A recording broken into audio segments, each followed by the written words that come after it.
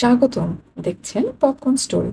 আজকে আমরা শুরু করছি নতুন কে ড্রামা বন অ্যাবেটেড ইয়োর ম্যাজেস্টির এপিসোড 1 এর ব্যাখ্যা। এদিকে আমরা দেখতে পাই রাজার কনিষ্ঠ স্ত্রী কাংমুকচুকে, যে কিনা সূর্যগ্রহণের মতো এমন একটি প্রাকৃতিক ঘটনার সময় রাজা ইহনের প্রাসাদের বাইরে থাকাকে ভালো চোখে দেখে না।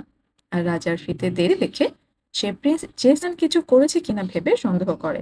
আর তখন আমরা কাংমুকচু সম্পর্কে জানতে পারি।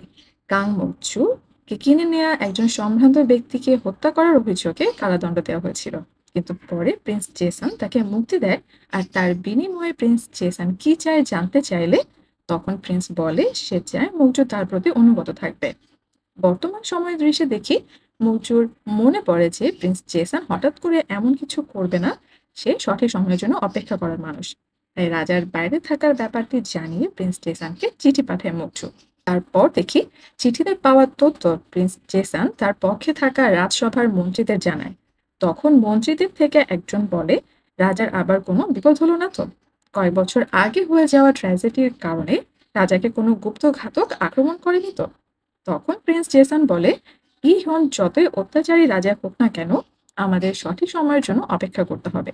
কিন্তু এর মাঝে আমাদের মাঝে কেউ যদি নিজে থেকে এমন কোনো কাজ করে থাকে, তাহলে তাকে সে কাজের জন্য কোনো ছাড় দেয়া হবে না। এদিকে আমরা দেখি বনে রাত নেমে এসেছে। আর জিয়ং তখনও ইহনকে টেনে নিয়ে হেঁটে যাচ্ছে। তখন জিয়ংকে ইহন তার জন্য পানি আনতে বলে। জিয়ং বলে তুমি তো দেখে এখনো তোমার নাটকের চরিত্র থেকে বের হচ্ছ না। তখন ইহন রেগে বলে তুমি কি আমার পোশাক দেখেও বুঝতে পারছো না যে আমি আসলেই জোসেনের রাজা? তখন জিয়ং বলে এসব পোশাক তো ভাড়া পাওয়া যায়, টুরিস্টরা এসব পোশাক পরে প্রাসাদের যেয়ে ছবি তোলে। তখন ইহন হতাশ হয়ে বলে তুমি কি করলে আমাকে বিশ্বাস করবে যে আমি রাজা? তখন জিয়ং পাত্তা না দিলে ইহন বলে ওঠে যদিও তুমি আমার যোগ্য না, কিন্তু তারপরও আমি তোমাকে আমার কনসোর্ট বানাতে পারি। এই কথা শুনে জিয়ং রেগে ইহনকে মেরে বলে সে এই ধরনের কথা একেবারেই পছন্দ করে না। ইহনও রেগে যেয়ে বলে সে জোসেনের রাজা, জিয়ংয়ের সাহস হলো কি করে তার গায়ে হাত তোলার। কিন্তু এ কথায় জিও পাত্তা দেয় না। একটু সামনেই তারা একটি বাড়ি দেখে এগিয়ে যায়। তখন জিয়ং বাড়িতে কেউ আছে কিনা বলে ডাকতে থাকে। আর ইহন তখন বলে ডাকাডাকি করে লাভ হবে না, এখানে কেউ থাকে না, কারণ তারা এখন গুম্পি হতে আছে। গুম্পিহোর নাম শুনে জিয়ং এর মনে পড়ে যায় আর বলে রাজা ইয়নহি গুণের কথা, যে এই গ্রামের সকল লোকদের সে জোর করে এখান থেকে তাড়িয়ে দিয়ে এখানে তার শিকার করার এলাকা বানিয়েছিল। তখন ইহন অবাক হয়ে বলে যে সে রাজবংশে এ নামে কাউকে চেনে না। জিয়ং তখন হেসে বলে তুমি ইয়নহিগুনকে চেনো না? আরো বলে ইয়নহিগুন ছিল এক অত্যাচারী রাজা যে তার নিজের ইচ্ছে মতো রাজ্য শাসন করছিল। জোর করে অনেককে তাদের জমি থেকে তাড়িয়ে দিয়েছিল আর সকল মেয়েদের আটক করে তার দাসী আর উপপত্নী বানিয়েছিল। ইহো এ কথা শুনে জিয়ংকে বলতে থাকে যারা বিদ্রোহ করে তাদের শাস্তি দেওয়াটাই রাজাদের কর্তব্য। আর জঙ্গল থেকে লোকদের সরিয়ে তাদের পুনর্বাসনের ব্যবস্থা করে দেয়া হচ্ছে। উপপত্নী আর দাসী বানানোটাও ভালো কাজ। এতে করে মেয়েদের থাকা খাওয়ার একটা ভালো ব্যবস্থা করা হয়। ইহিউনের এইসব কথা জিয়ং পাত্তা না দিয়ে তাকে বেঁধে রেখে সে তার ভিজে থাকা পোশাক পাল্টে আসে। আর তখন হঠাৎ একটি আওয়াজ শুনে জিয়ং ঘরের ভেতরে গেলে সেখানে গিলগিম নামে একটি মেয়েকে দেখতে পায়। মেয়েটি তখন প্রথমে জিয়ংকে চোর ভাবলেও পরে তার ভুল বুঝতে পারে। জিয়ং তখন মেয়েটিকে প্রশ্ন করে এটি কোথায় আর কোন স্বাদ।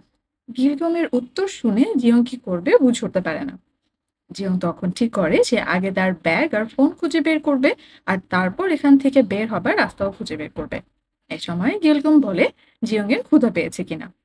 তখন জিয়ং বলে খাবার পরে সে এখানের পাহাড়ের কিনারায় যাবে তার কিছু দরকারি জিনিস খুঁজে বের করতে। গিলগমকেও তার সাথে যাবার কথা বলে। এরপর আমরা দেখি জিয়ং তার ভিজে যাওয়া পোশাক থেকে বাটার আর এক ধরনের চিলি পেস্ট বের করে রান্না করতে থাকে। এরপর জিয়ং এর রান্না শেষ হলে সবাই মিলে খেতে বসে। প্রথমে ইহন খেতে না চাইলে জিয়ং তাকে নাটক না করে চুপচাপ খেতে বলে।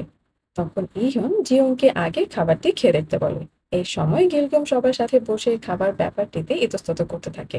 জিয়ং তখন তাকে পাশে বসিয়ে কানে কানে বলে ইহনের মাথায় একটু সমস্যা আছে, তাই তাকে ভয় পাবার কোনো দরকার নেই। আর তখন ইহন জানতে পারে এতে গিলগমের বাড়ি। তখন সে রেগে বলে ওঠে গুপ্তি হতে তার বাড়ি কি করে হতে পারে। তখন জিয়ং হেসে বলে তারা এখন কেন ক্যারেক্টার থেকে বের হচ্ছে না। এই বলে জিয়ং তার বানানো খাবারটি ইহনকে টেস্ট করতে বলে। কিন্তু ইহন দেখে বুঝতে পারছিল না এটা আবার কোন ধরনের খাবার। অভিনবভাবে তৈরি এই খাবার ইহন প্রথমবার দেখছে। ইহন তখন খাবারটির নাম জানতে চাইলে জিয়ং বলে এটি কোনো সাধারণ খাবার নয়, এটি 3 তারা মিশলেন শেফ দ্বারা তৈরি গোচুজাং বাটার বিবিম্বাপ। তারপর জিয়ং খেয়ে দেখে বলে খাবারের টেস্টই ঠিক আছে। তখন সে ইহুনকে 1 চামচ খাওয়ালে তার খাবারটি অনেক ঝাল লাগে।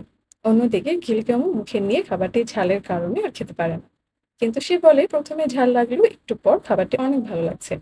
এই শুনে জিয়ং এর ভালো লাগে। ইহনেরও খাবারটি ভালো লেগেছে বুঝতে পেরে জিয়ং তাকে বাকি খাবারটি খাইয়ে দেয়। আর খেতে খেতে ইহন তার মায়ের কথা মনে করে কান্না করতে থাকে। খাবার পরে ইহন ঘুমিয়ে গিয়েছে ভেবে জিয়ং তার হারানো ব্যাগ খুঁজতে গিলগামকে নিয়ে পাহাড়ের খাদের কাছে যাওয়ার জন্য বেরিয়ে পড়ে। তারপর নদীর ধারে তারা হাত মুখ ধুতে থাকে। অন্যদিকে সেনাপতি শিন রাজা ইহনকে উদ্ধার করে ফেলে। আর তখন রাজা সকলকে আদেশ দেয় তারা যেন ওই মেয়ে দুটিকে তার সামনে ধরে আনে। তখন তারা গিলগামের বাড়িতে আগুন লাগিয়ে চলে যায়। আর এদিকে গিলগাম ক্ষমা চায় জিয়ংকে চোর ভাবার জন্য। তখন জিয়ংও বলে সে না বলে তার পোশাক পরে ফেলেছে, ভুল তারও ছিল। জিয়ং জানতে চায় গিলগাম এই জঙ্গলে একা বসে কি করছে। গিলগাম বলে সে রাজার দাসী বা উপপত্নী হওয়া থেকে বাঁচার জন্য এখানে লুকিয়ে আছে। তখন জিয়ং অবাক হয়ে বলে সে তো জোসেন ডেনেস্টির সময়কার কথা। গিলগাম হেসে বলে এটা জোসন নয় তো আর কি। আর জিয়ং বুঝতে পারে এতক্ষণ ইহন সত্যি বলছিল। ঠিক সে মুহূর্তে ইহনের সেনাপতির দল জিয়ংদের দেখতে পায়। এরই সাথে শেষ হয় বন অ্যাপিটিভ হিওর ম্যাজেস্টি কে ড্রামাটির এপিসোড 1।